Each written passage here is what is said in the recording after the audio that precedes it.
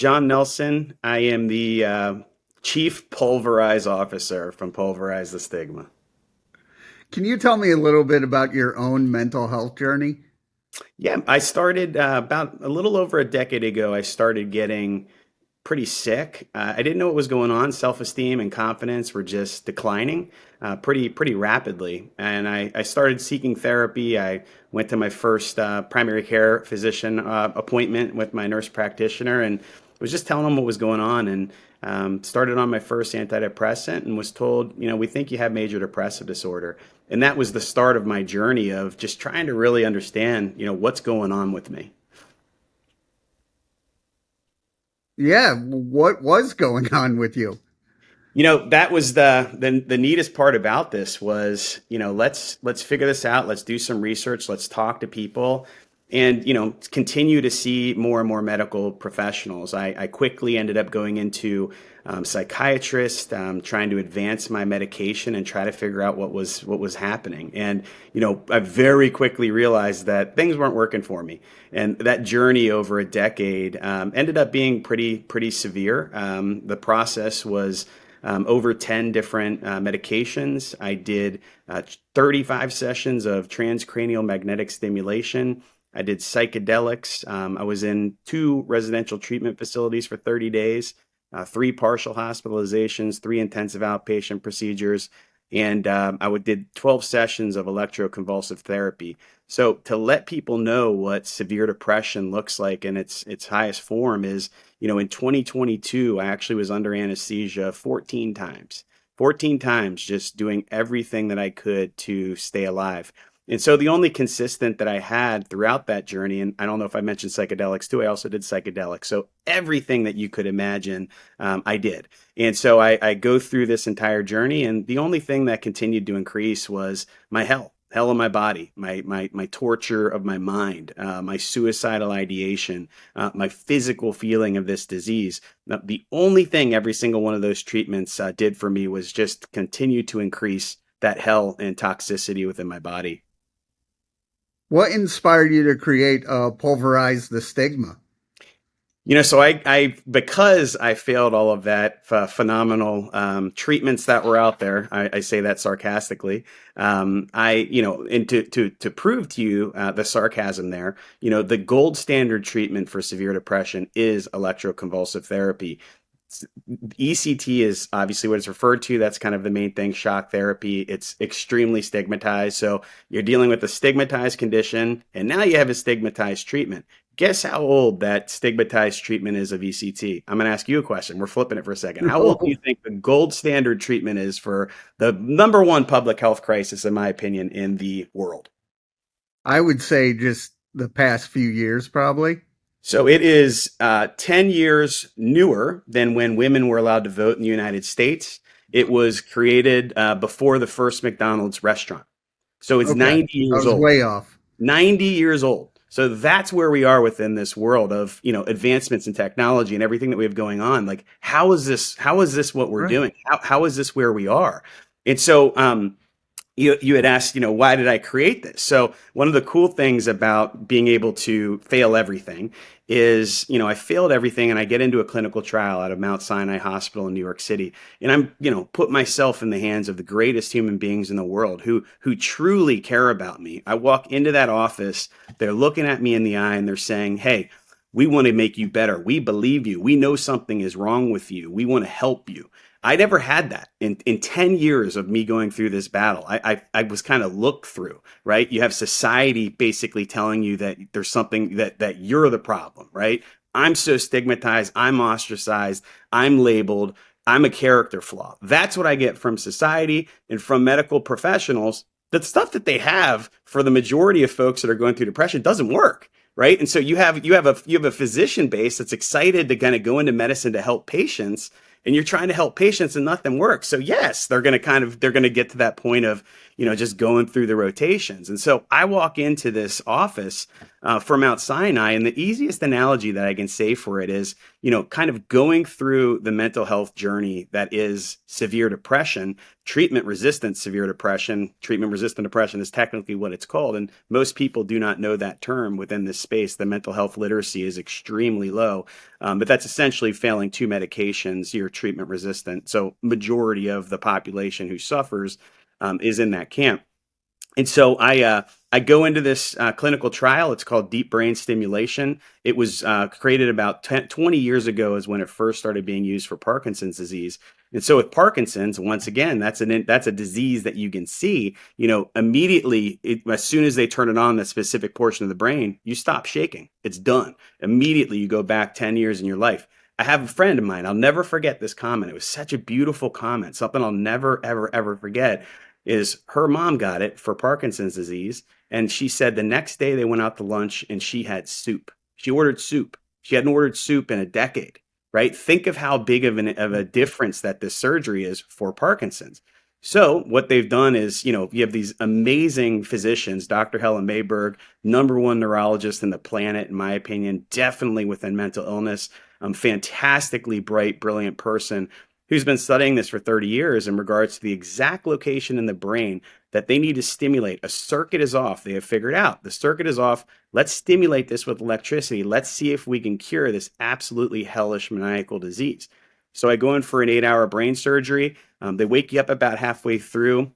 I'm literally just like we are right now. I've my freaking, got my 2 little bumps in my head that you can see there. Got the holes open. They're putting electrodes in my brain.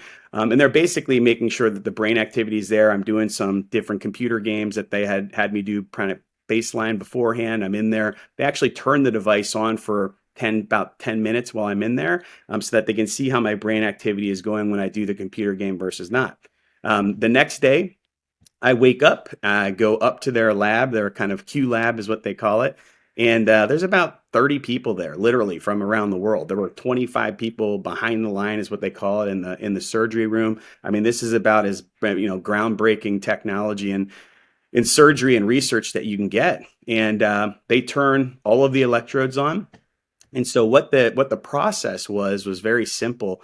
I told my doctor, I'm like, doc, like I can't walk my dog. Like I can't literally walk 100 yards down the block. 100 yards down out in front of my house to the stop sign. I can't do it. I can barely brush my teeth. I can barely do anything but sleep. And she looks at me. This is another massive miss within the medical community. She looks at me the morning of my surgery. I'm wearing my dorky hospital gown. It's 5:30. I'm at Mount Sinai West. And she just says, well, that's the medical reason for that. It's called abolition, the ability to do daily routine activities you can't do. And I looked at her, I'm like, are you kidding me? I'm like, I've been going through this for a decade. I've talked to hundreds of healthcare professionals, been through all of the treatments that I had told you about. Not one person had told me that. Not one person had told me that there was a medical reason why I couldn't do anything. And so you're sitting there as a person who's suffering and you know that you should diet and exercise, right? I can't do it.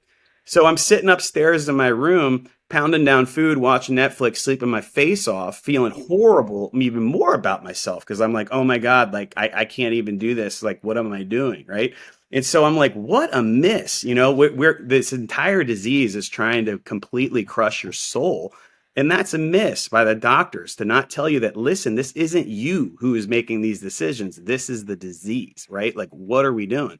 So I go up, they turn on individually. There's 8 different electrodes, 4 in each side of the brain, very tiny electrodes kind of on 2 different leads.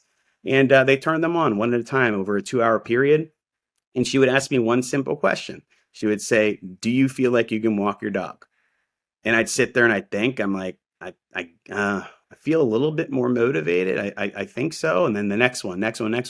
Then they literally huddle. There's about 10 physicians and researchers, and they say, you're good to go. We got this thing turned on. And I'm like, really? Yes. And so I walk home, I go home, I wake up the next day, and I have been fully in remission from the severe depression ever since that moment. So it's 2 years. August 22nd, 22 was my surgery date. 2 years I've been in remission of this disease. And so what did I learn very quickly? I learned that all I have in my body is an electrical deficiency. That's it. I literally have an electrical deficiency. Electricity is my medicine. I've also 100% proof that this disease is a biological issue. That's all of it. That's all it is. This has nothing to do with the character flaw. This is like every single other disease that nobody has asked Yeah. for in the planet. But the problem is that it's not a societally acceptable disease. This is a very long answer to your question of why did I start this? I started this because I woke up from this condition, from this surgery, and the first thing I thought was I was right. I'm right. This is so incredibly stigmatized that you're sitting there and you're questioning yourself the whole time. You're like, what is going on? Like, I can't figure this out. Nothing's working. I don't feel right. Blah blah blah. People are blaming me, judging me. And I'm like, oh my god, like I knew something was right. And then the second thing was, I'm pissed. Like I'm pissed off that millions and millions of people are suffering in their houses, are literally behind their doors, wrapped in their comforters, sleeping their faces off, questioning what is going on with them, being judged, labeled, and ostracized by society for a freaking biological disease. It just is completely infuriating to me. It's completely unjust. And so think about this. The average person with severe depression, let's put it this way. The average person with depression, I'm flipping it again. I'm going to ask you a question. How long do you think the average person with depression waits to seek treatment? Well, I waited like 15 years, so something high like that. So you're very right. So on average, it's a decade.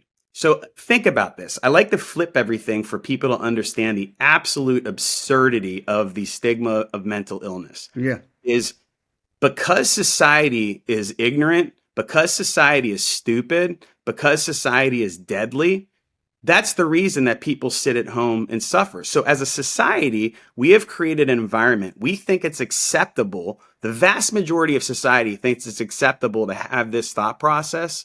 So what that does is that enables suffering, Yeah. useless suffering for a decade. And then what's worse than that? It enables suffering for a decade, and it ultimately enables death. So when you suffer for an entire decade and and then you get treatment, let me ask you a question. You have diabetes for 10 years and you don't seek treatment for 10 years. How difficult will that be to treat? How many limbs will you have left, right? So that's the Yeah. environment that we've created because of the stupidity of society is let's wait 10 years to get treatment because we're so ashamed of a disease that we didn't ask for that's in our body, right? And so that's what's driving this. And I will tell you that it was a crappy decade. It was not fun. It Yeah. was, but I'm picked for a reason for this disease. I'm picked because of my personality and how I work. I'm a kind person. I'm a good person. I'm a nice person. I don't like to be messed with, and I don't forget. And so I was messed with for an entire decade. I'm pissed, as I said, and so I'm not going to let it win. I do not like people winning that are mean, and I put this to the exact same thing. This is a disease that is maniacal. This is Yeah. a disease that absolutely loves the stigma of mental illness, loves it. And the reason it loves it is it just sits back and lets society do its work. It's like, this is phenomenal. Like these people are so moronic that they're going to absolutely help my disease flourish and prosper. That's what it's doing. And then it sits down and it continues to laugh. Like, think about the disease. Think about where we are. So I'm labeled, judged, and ostracized because of a disease that I didn't ask for, and I'm seen as a character flaw. I'm seen as weak. I'm seen as, what are you doing? You got a great job. You got a great family. You're awesome. That's what I'm looked at, right? So imagine if I had cancer.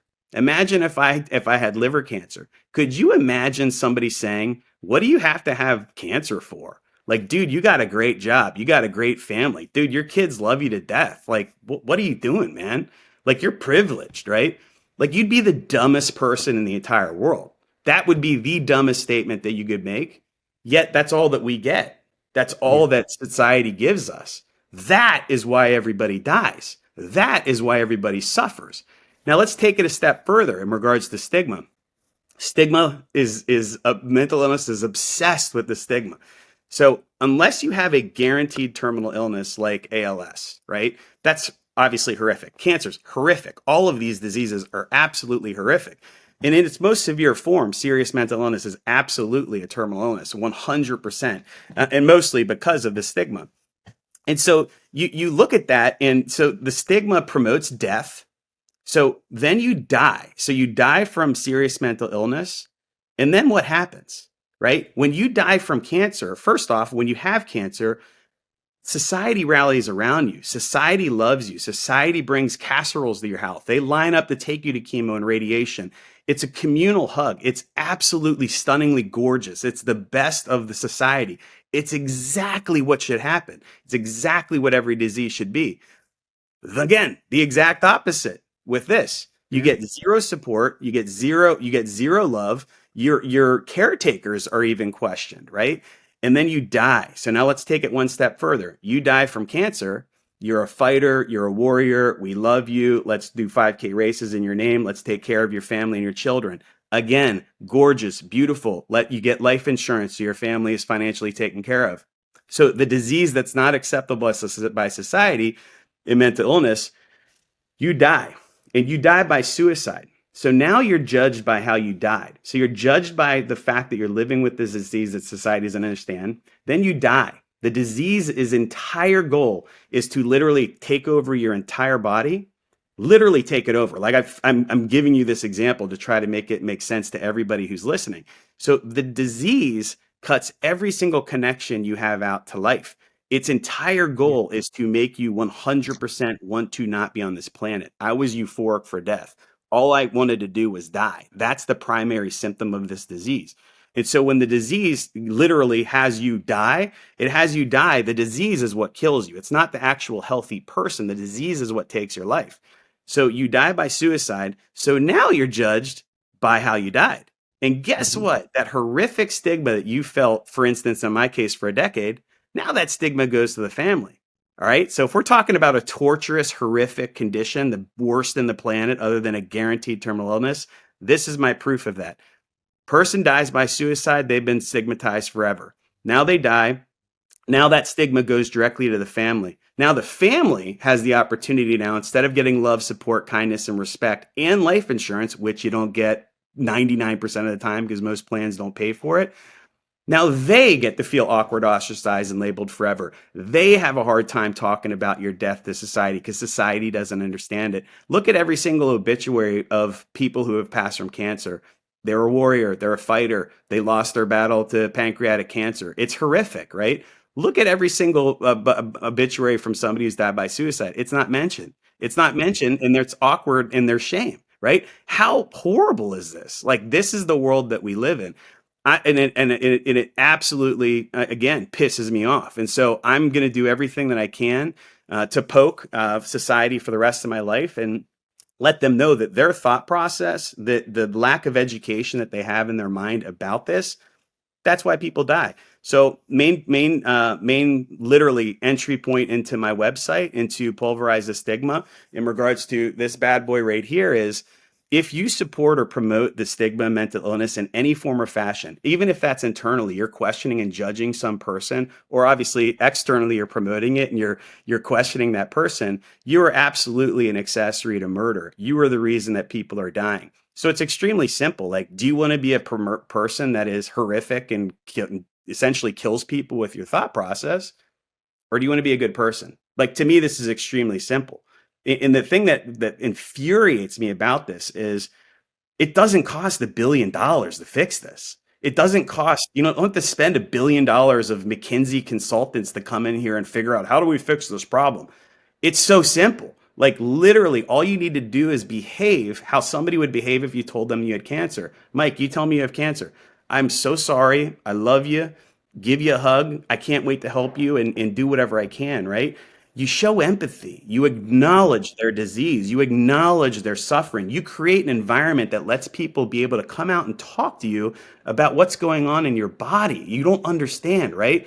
So you first off, you show empathy. The second thing you do is exactly what you would do with cancer. You be kind, right? You line up to say, I'm going to come over and I'm going to help you. I'm going to grab your kids and do something nice with them because I know you can't do it, right? You're going to do something proactively kind. You're not going to ask what they need. You're going to do it, right? I'll give you one example of just some beauty that literally took 20 minutes from somebody to do, and it stuck with me forever. This is 4 or 5 years ago. I come home, my neighbor, I had the balls, believe it or not, to tell my neighbor that I was struggling with severe depression, and he happened to be one of these good people that was kind and accepted it. I came home about a week later, and my lawn was mowed. He literally just proactively mowed my lawn for me. Like, I can't begin to tell you the absolute love and kindness and just beauty that I felt inside. I still feel that. I know who this person is as a human being, and I'll never forget it. And so you don't have that, right? Like, my analogy again on this disease is when you have serious mental illness in general, right? Across the board, across all of them, the symptoms are just different. I look at them all the same. If you've the depression, it's just, in my opinion, it's just how it affected me was a constant desire to die, right? You're euphoric for death, and it's horrific, and it completely ravages your body. You have schizophrenia, right? You have some delusions, you have paranoia. There's obviously presents itself in different ways, but the symptoms are different by all of these different mental illnesses. All they are is an electrical deficiency. I had a woman that I met with OCD. They're also planning studying this in OCD. So what she has is the exact same thing. She couldn't leave her house. 17 hours a day was in her bathroom for contamination issues. She gets the same surgery I do in a different portion of the brain, much deeper in the brain. She needs double the amount of electricity that I have. And guess what? She's totally fine. It's an electrical deficiency. That's all this stuff is proving. And so again, when I go back to kind of that analysis, the current environment in our mental health care system in what's supposedly the greatest country in the world, which is an absolute joke, is it's broken 100%. And so you go to the airport, you're flying Spirit Airlines, the flight you get on the plane, you're in the last row, you don't know where you're going. The flight's 3 hours delayed. When you get up in the air, everybody's rubbing up against you, waiting in line to go to the bathroom. That's what it's like to experience mental illness in this country. And then I go into this clinical trial, and I'm first class in United flying from New York City to LA. Like, that's how different the experience is. And so I look at the kind of main overall perspective of what we have. We have four completely broken areas in this country in regards to mental illness. And the first absolute primary cause of suffering, death, and just horrificness of this disease is stigma. 100% a massive, massive, massive primary issue. The second is the therapy. As I told you, we're dealing with 90-year-old technology to fix this maniacal disease. Moronic. Insurance is a joke. Insurance is the biggest joke in the entire planet. Majority of everything I had to do is private pay. The big things that I needed to do were denied constantly. I exceeded medical necessity by far on everything that I did. I'm getting four denial letters every single time. Every single denial letter, all it's telling me is they want you to die. We'd prefer that you die rather than us give you the appropriate medical care that you need. Like, how ridiculous is that? And then the fourth is government. Like, how do we not care about this? And my proof to that about how we don't care is the National Institute of Health Brain Initiative. They provide grant money to fix all of these problems. That's what they do, right? This year, 2024, Congress has decided to cut their budget 40%. So they can't invest in new clinical research to figure out how to save the problems like I have, right? So that's what they've decided to do is, listen, like, this isn't that important. So let's continue to increase our medical costs within the healthcare system. Let's continue to have our society suffer, which is the most ridiculous thing in the world. I was very fortunate in April to go to a congressional briefing and tell them how moronic their decision was. And hopefully in 2025, we can get the spending back up to the normal levels. And all week I've been excited for this conversation because I live with bipolar disorder too, and talking to someone with lived experience, it makes me feel like I'm not alone, and it's more of a relatable conversation. Do you feel the same way when you talk to other people with lived experiences? Well, first off, I am extremely sorry that you have to live with bipolar. and that you have to kind of live with that stigma that is also focused on bipolar. I mean, I'm crusty all the time about depression. And then you add in bipolar, you add in schizophrenia, and you just have continual stigmatized, and it's infuriating. So I very much apologize that you have to go through that. It's amazing that you've gotten to this point, because guess what? What you are doing, what I am doing, we're trying to normalize this. We're Yeah. trying to make sure that people understand there is nothing wrong with you, right? Right. That's what we're doing. And being with lived experience, being with peers, being with folks who have gone through this is absolutely beautiful. I mean, it is amazing to know that you are not alone. It is amazing to know that there are other people out there in your exact same situation, and that you can talk to and you can relate to incredibly well. And I'll tell you, lived experience is one of the most important things that we can really highlight right now. And I've had such a great time with that, even from a business standpoint. You know, I'm working right now as a consultant for an incredible company called Motif Neurotech. And so what they're doing is they're taking my device, essentially. I have a pacemaker here, right in my chest. What is it? Right below my collarbone. That pacemaker has a wire that goes up my head. The wire continues to go up into these two holes, boom, electrical leads. And so I have a very invasive technology that's in me. It's an 8-hour procedure. It's only at high academic institutions that you can do this. So clearly, this isn't something that's going to be that scalable for the future. It's in clinical trials right now. Abbott is bringing them through clinical trials. But we get this done, and this is going to be a very select few amount of people that can get Right. this. But what Motif Neurotech did is this is brilliance when you think of a company. I spent my entire life in the healthcare industry, life sciences industry, working with pharma, biotech, healthcare communications. And every single company says they're patient centric, they're patient forward, we care about patients. Majority of them don't do anything. They definitely don't involve lived experience. And if they do, it's in the most minor ways that they possibly can.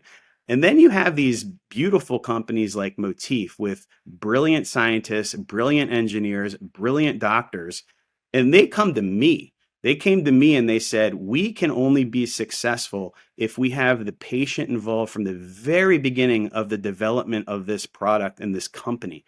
They're in startup mode. They have 20 employees. They're about to go into clinical trials. So we're years away from being commercial. I'm at the boardroom with every single one of them and every single key decision that they make. So this company is going to guaranteed be successful. Let's get this thing commercially approved. I guarantee you that this will be a successful offering because of exactly that. When you have the CEO of a company who's stunningly brilliant say, I can only be successful if you are involved in this, what is that? That is absolutely beautiful Yeah. humanity. That's somebody who understands. Listen, like I call it like my term that I've coined for every single other company that's out there. And once again, I'll poke, I'll prod. I hope I make you feel uncomfortable. That's my goal, because if I make you feel uncomfortable, you'll think differently, you'll change. So every single company out there who's listening to this is like, what's this dude all fired up about? I call it corporate arrogance. You 100% are arrogant as a company or a corporation for not 100% getting every single person that you can who's lived through these horrific conditions right at the table with you, trying to figure out and Yeah. exactly how you can be successful. And the fact that that happens with 1% of companies and not 99% of companies, again, is a major fail in our system.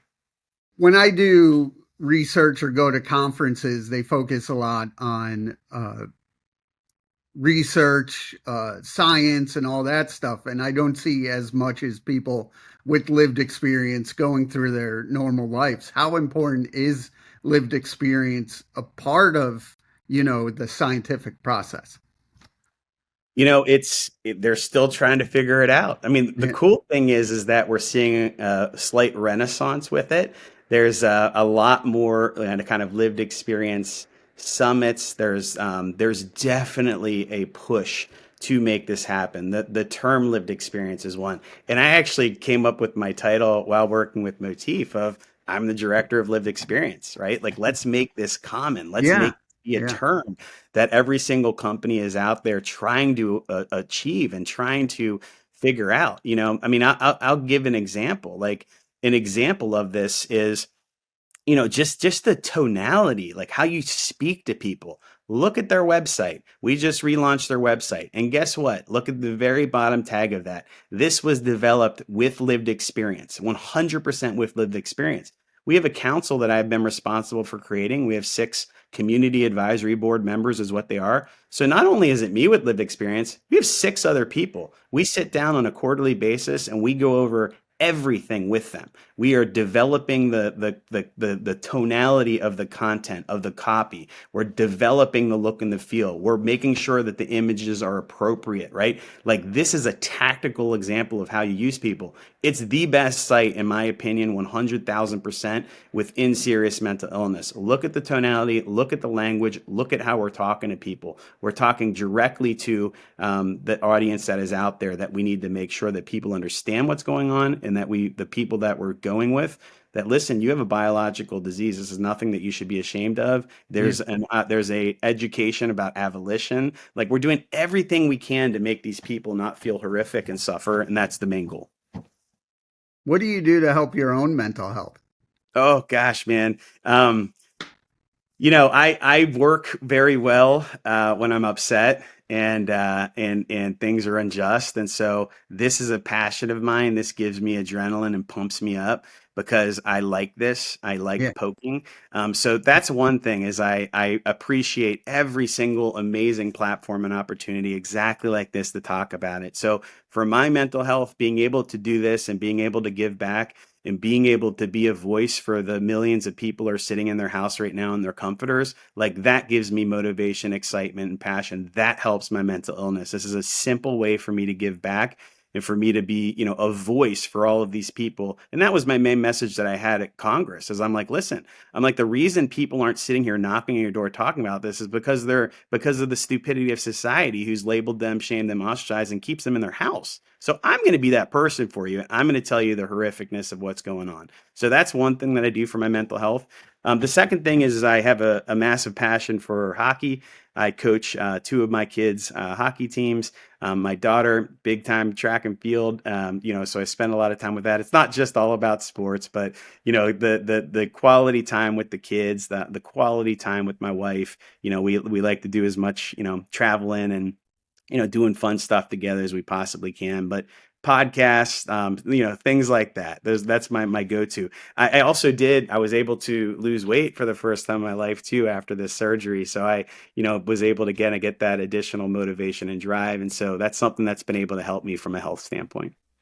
Congrats on losing weight. Hey man, it's been my biggest challenge forever. The way that I look at it is, I'm a visionary. Ever since I've been 15, I've had a dad bod. So I'm for. What are some of the things you've learned from your family? Oh my God. Just the brilliant question again.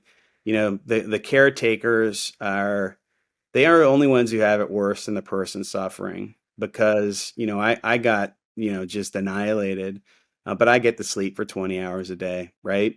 And you think about what my wife's going through and my kids, and I'll focus mostly on my wife right here, which is, they're watching their, you know, person they love more than anything in the world just deteriorate, completely deteriorate, be irritable, be just not themselves, right? Because you can barely function.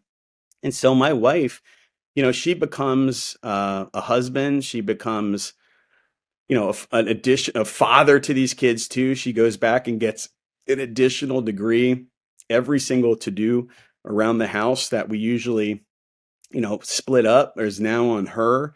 And so, the stress level is so horrific. And, about once a month, I'd be in my bedroom and she'd be taking a bath and just be uncontrollably crying. And so you sit there and, she'd hold it together for that month and then just completely lose it, which is understandable. And then she'd rally and do it again. And then a month later, right? And so I know that I'm not the reason for that. This disease is. But when I'm sitting there in the frickin' fetal position in my bed, hearing my wife bawl and cry, it's horrific, right? And so to know what she has taken on, when they do those wedding vows, right, and through sickness and in health, Yeah. nobody signed up for this. And man, she is a rock. She is absolutely beautiful. She's incredible. My children were young.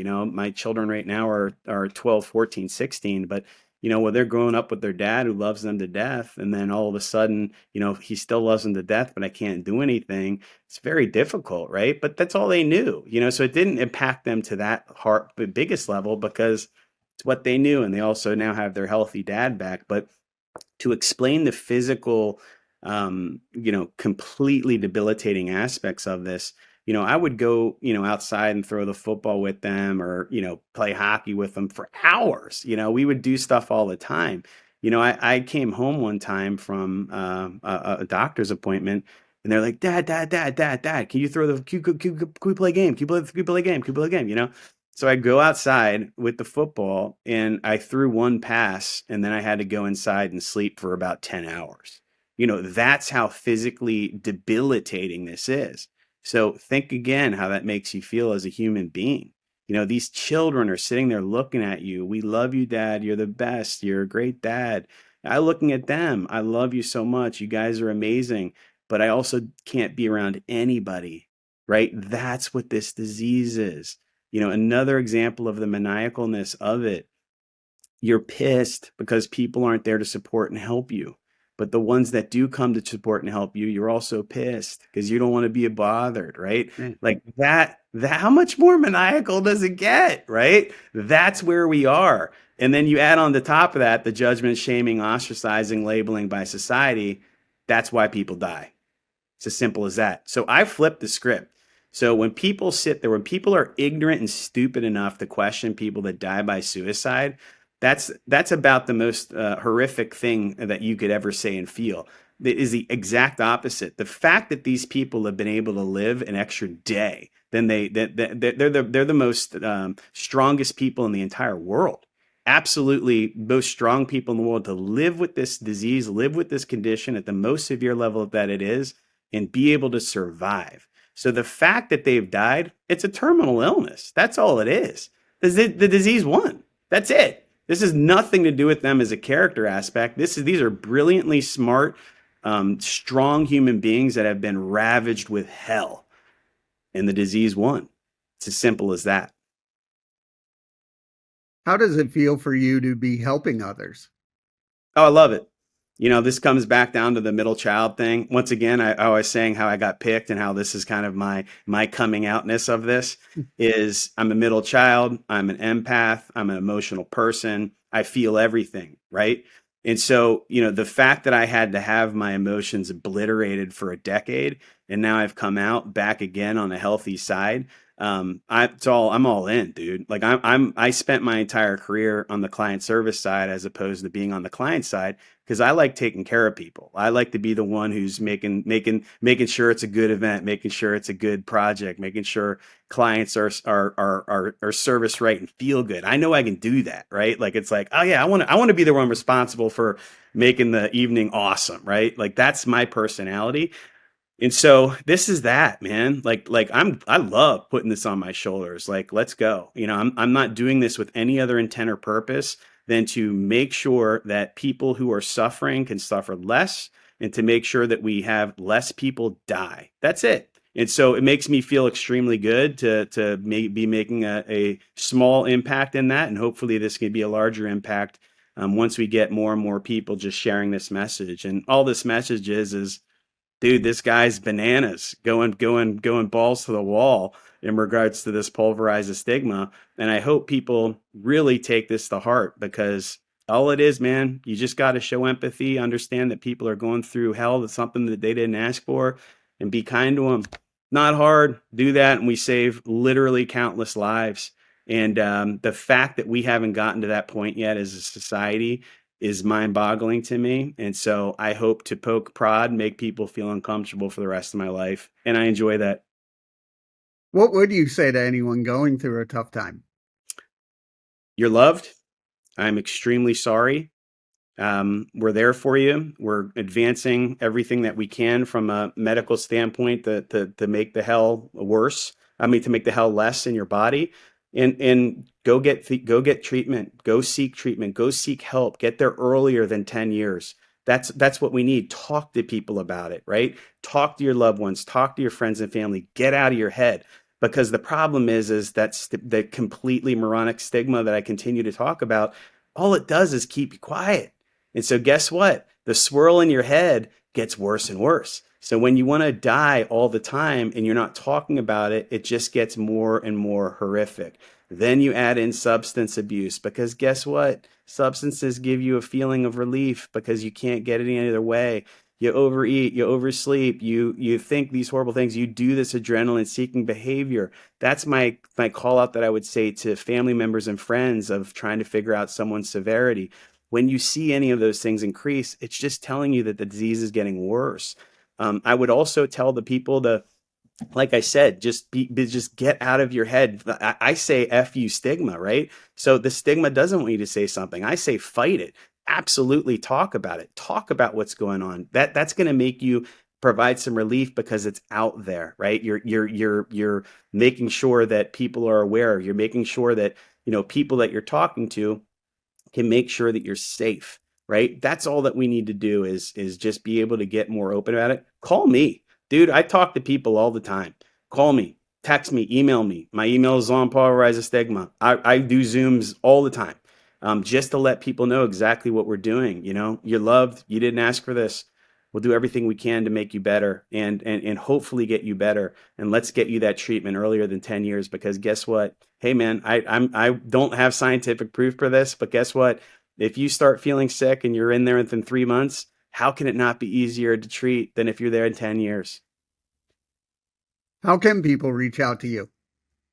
Pulverizethestigma.com is my website. It's basically my kind of digital footprint. That's the easiest way that I put it. But my email's on there. It's just Jon, Jon at pulverizethestigma.com. And, I'm here. I have, one thing that I would say that I did on the site is I have probably the most extensive Q&A of all time. And the reason I did that is I get asked the same questions all the time. And I love getting asked them. I love providing the answers. I love providing some context to what's going on. But I also provided them there because I have not seen a consistent place that answers all of these questions.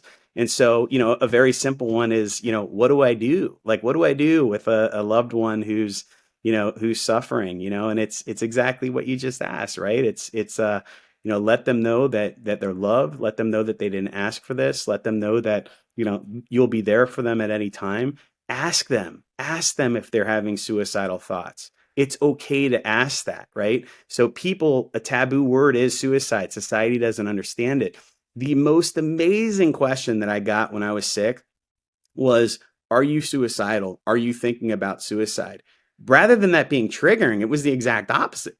It Mm. was, oh God, somebody finally understands the hell that I'm going through. It was a hug. And so my response was, I have constant suicidal ideation, but I have no intent. And so those are the three things that you'll get is people will say if you ask them that question, no, which is great, right? So this disease hasn't progressed to that level. The second one is yes, I have suicidal thoughts and ideation, but I have no intent. That's also great to know because listen, you're knowing that the disease is getting a little bit more severe. But you know what? The primary symptom of this, one of the primary symptoms is suicidal ideation. So it's something that is extremely common, but people don't like to talk about it because they're afraid of people's reactions. You can't be. That's a symptom, right? And then the third is, I have suicidalation and I have a plan. I have intent. And that's when you need to get them severe, significant help. You need to take them to the hospital. You need to make sure that you're right by their side and that you're telling them that you love them and you're literally saving a life at that moment. And so if people have that suicidalation with no intent, what you do as a friend, a family member is you just continue to check in on them. You tell them immediately when they say that, I'm so sorry that you're going through this. I'm so sorry about what this disease is doing to you. I am here for you at any time. You want to talk, you need somebody just to do something with you. I'm there. And you also need to know that if it progresses into intent or a plan, you are the first person, you're going to call me immediately and I'll be right next to you. I'll be right by your side. I'm going to be giving you that hug and I'm going to be there and we're going to get through this, right? The other thing that I will tell you is what do I do? What do I do? What do I do? Right? You hear that a lot, like I was saying earlier. Help them find a moment of joy. For me, moments of joy were I love comedy, right? I love going to comedy shows and, just somebody grabbing me and taking me out and we go see comedy and we laugh, right? You get out of it for a little bit. You find that moment of joy. What's that person's passion? Maybe it's cooking. Let's go do some crazy cooking class. Let's cook something at your house, right? You just need to get people out of the hell for a little bit and be that advocate for them. Be that person that can let them feel a little bit of love and a little bit of excitement.